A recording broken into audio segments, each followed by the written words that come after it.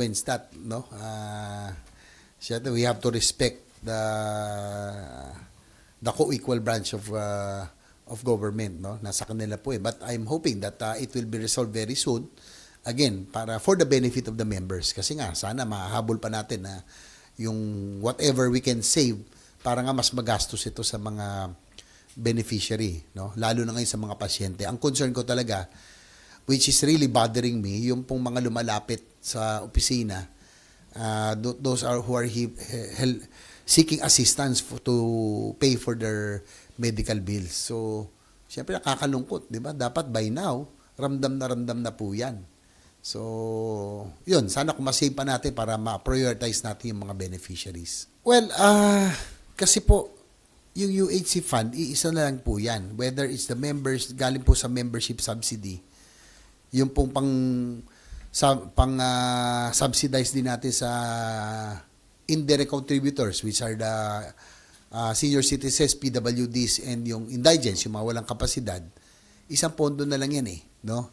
Yun po yung galing sa Syntaxes, PAGCOR, PCSO funds, sinama na nga po natin yan for one universal healthcare fund. So, unahin muna natin. Again, it's PhilHealth's fault. Si DOF, hindi mo masisiya, naghahanap ng pondo yan to fund the priority programs of the administration or government. So, si PhilHealth talagang may ano rito, may sala. Ba't kayo magdedeklara ng excess funds? Kayong napakarami pa ang dapat bayaran, dami pang dapat na bigyan ng assistance. Again, not until we are satisfied na wala nang nahihirapan magbayad sa hospital bills. Pag hospital din, bayad na. Eh ngayon, hirap na hirap pa rin eh. Di ba? Eh 500,000, sasagutin mo 12,000. Eh di pag, saan nila bubunuin yung almost 300 or 400,000 pa? Di ba? Eh dapat yung konti na lang ang binubuno nila. Dapat sinasagot natin yung malaki. So, unahin muna natin. Dapat wala nang nahihirapan na magbayad ng bills bago natin ideklara na meron tayong savings or excess funds. Morning, sir. Sir, sabi ng PhilHealth, parang ano lang, susog dun sa tanong ni Raymond kanina. Sabi ng PhilHealth, sir, by the end of the year, may 500 million pesos silang excess fund. And then next year, magkaka-income pa sila ulit, sir, from the contribution ng members, although bababaan, sir, dun sa UHC law, di ba?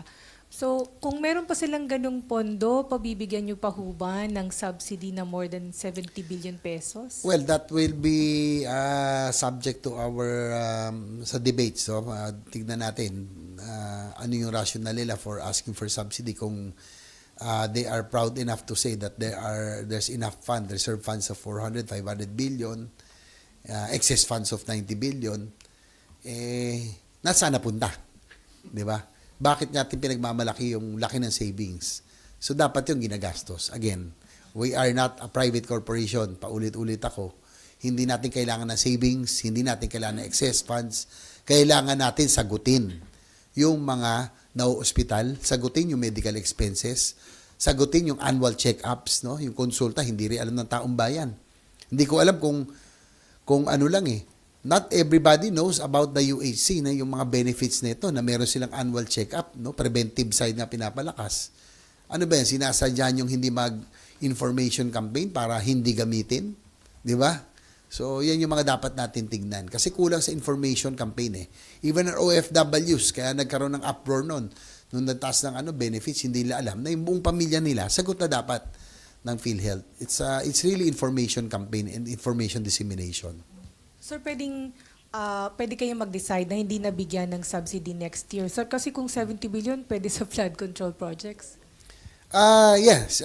Kaya nga meron tayong plenary debates eh. So, bubusisiin natin lahat. And they have to answer habang wala pa yung investigation or oversight committee that will be convened because of the budget. So, they have to answer. No? Bakit sila naghingi ng subsidy?